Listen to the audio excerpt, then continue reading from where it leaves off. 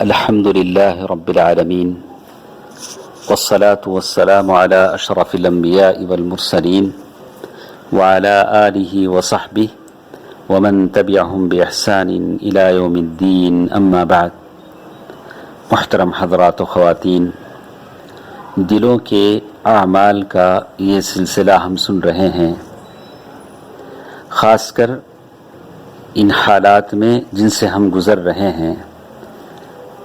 ہم لوگوں کے دل بہت نرم ہو چکے ہیں اور ہر کوئی اللہ تبارک و تعالیٰ کو راضی کرنے کی فکر میں لگا ہے.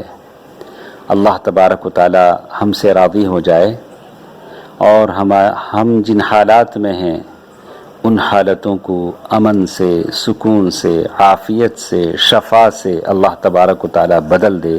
آمین. آج کے اس درس میں یہ بات ہم جاننے کی کوشش کریں گے کہ دلوں کے اعمال اور جسم کے دوسرے اعضاء کے جو اعمال ہیں دونوں کے بیچ میں گہرا رشتہ ہے.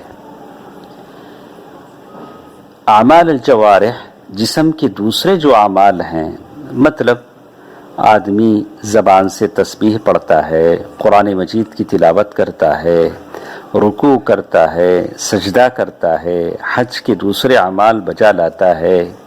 یہ سارے کام ہیں جو آدمی جسم کے دوسرے اعضاء سے کرتا ہے. لیکن میرے اور آپ کے جسم میں دل ہے جو سارے جسم کے اعضاء کا بادشاہ ہے. اور اگر وہ دل اچھا ہے تو سمجھیے کہ پھر سارا جسم اور اس سے سرزد ہونے والے جسم کے اعضاء کے اعمال اچھے ہیں.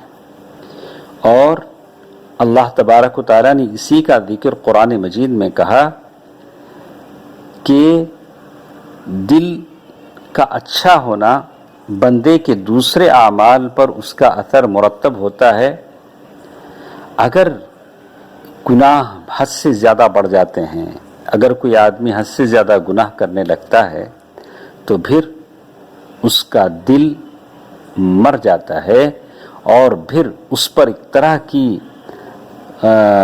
تہ لگ جاتی ہے جس کو ران کہا گیا.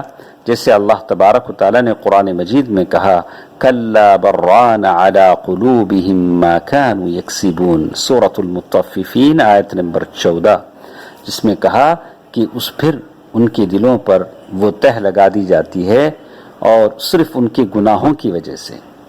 حذیفہ رضی اللہ تعالیٰ عنہ کی ایک مشہور حدیث ہے جس میں وہ کہتے ہیں رسول اللہ صلی اللہ علیہ وسلم کو انہوں نے یہ فرماتے ہوئے سنا کہ لوگوں کے دلوں پر فتنے اس طرح ڈالے جائیں گے جس طرح چٹائی کے تنکے ہوتے ہیں. چٹائی قدیم زمانے میں اب بھی چٹائی استعمال ہوتی ہے، حصیر جسے ہم کہتے ہیں، اور وہ چٹائی ایک ایک تنکے جما کر بنائی جاتی ہے. تو جس طرح تنکے کے پیچھے تنکے لگا کر چٹائی حصیر بنائی جاتی ہے، اسی طرح دلوں پر ایک کے بعد ایک فتنے ڈالے جائیں گے. شہوتوں کے فتنے، عقیدے میں شبہات کے فتنے، تقدیر کے فتنے اور کئی طرح طرح کے فتنے ہوں گے. اور جو دل ان فتنوں کو قبول کرے گا اس میں ایک طرح کا سیاہ نقطہ ڈال دیا جائے گا، اور جو دل ان فتنوں کو قبول کرنے سے انکار کرے گا اس میں سفید نقطہ پیدا کر دیا جائے گا. بس انسان ان فتنوں کے پیش آنے اور ان کے دلوں پر ان فتنوں کی اثر کرنے اور اثر نہ کرنے کے اعتبار سے دو قسموں میں بڑھ جائیں گے. ایک تو سفید سنگ مرمر کی طرح جس پر کوئی چیز اثر انداز نہیں ہوگی. تو صرف سفید نہیں بلکہ وہ دل سنگ مرمر کی طرح سخت بھی ہوگا، کسی فتنے کو قبول نہیں کرے گا اور بالکل اللہ اور رسول اللہ صلی اللہ علیہ وسلم کی تابع داری میں آگے بڑھے گا. اور جو فتنوں کو قبول کرے گا راکھ کے رنگ جیسا سیال دل اوندھے برتن کے مانند وہ ہو جائے گا اور اس میں ہدایت کی کوئی بات نہیں اترے گی. تو اللہ کے نبی صلی اللہ علیہ وسلم نے اس حدیث میں ہی کہا جو شخص جس کا دل ان فتنوں سے دور رہے گا فلا تضرہ فتنۃ ما دامت السماوات والارض، زمین و آسمان جب تک ہیں کوئی فتنہ اس کو نقصان نہیں دے گا. والآخر اسود مربادا کالکوز مجخیا، اور دوسرا بالکل کالا راکھ کی طرح ایسا دل جو بالکل اوندھے جگ کی طرح ہوگا. لا يعرف معروفا، کوئی اچھی بات کی پہچان اسے نہیں ہوگی اور کسی برائی کو وہ برائی نہیں سمجھے گا، مگر الا ما اشرب من ہوا، اس کی من میں جو چیزیں اچھی لگیں گی اسی کو وہ کرتا جائے گا، اور جو اس کو سمجھے گا کہ یہ مجھے اچھا لگا. تو معلوم یہ ہوتا ہے کہ ظاہر اور باطن دونوں کا ایک لازمی رشتہ ہے. اگر آدمی اپنا دل کتنا گندا ہو، ظاہری کپڑوں سے، شکل و صورت سے اس کو اچھا بنا کر لوگوں کے سامنے دکھانا چاہے، لیکن موقع آنے پر اس کی اصلیت باہر پڑ جاتی ہے.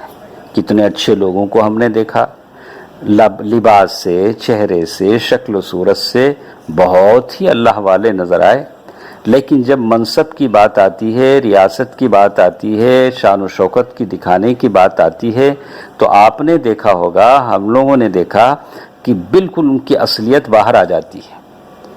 تو ایسا تو نہیں ہونا چاہیے. اگر دل ہمارا اس میں سدھار ہے، دل نیک ہے، تو اس کا اثر ظاہری جسم پر ہونا چاہیے، اور ظاہری حرکات، سکنات، بول چال، گفتار، کردار، اس پر اس کے دل کی صلاح نیکی کا اثر ہونا چاہیے. اسی لیے کہا گیا، اللہ کے نبی صلی اللہ علیہ وسلم فرمایا، الا ان فی الجسد مضغۃ اذا صلحت صلح لها سائر الجسد. دیکھو، خبر آگاہ ہو جاؤ کہ جسم میں ایک معمولی سا ٹکڑا ہے، اگر وہ اچھا ہے تو سارا جسم اچھا ہے، اگر وہ بگڑ جاتا ہے تو پھر سارا جسم بگڑ جاتا ہے، اور وہ دل ہے. تو معلوم یہ ہوتا ہے کہ دل اگر اچھا ہے تو اس کی صلاح کی نشانیاں اور اس کے اثرات آدمی کے زبان پر ظاہر ہوتے ہیں، اور اس کے حرکات و سکنات پر ظاہر ہوتے ہیں. اگر اس کے دل میں زنگ ہے، اگر اس کے دل میں نیکی نہیں ہے، اگر اس کے دل میں کدورت ہے، اگر اس کے دل میں شبہات ہے، بھلے وہ ظاہری طور سے اپنے آپ کو کتنا بھی چھپائے، لیکن اس کے چہرے سے اور اس کی زبان سے وہ چیزیں باہر آ جاتی ہیں.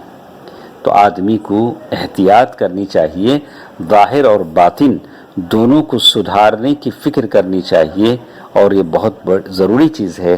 انشاءاللہ کل کے درس سے ہم دلوں کے اعمال کی سلسلہ وار ایک ایک کے بارے میں ہم سنیں گے. اللہ تعالیٰ مجھے اور آپ کو ظاہر اور باطن دونوں سدھارنے کی توفیق دے. آمین. والسلام علیکم ورحمۃ اللہ وبرکاتہ.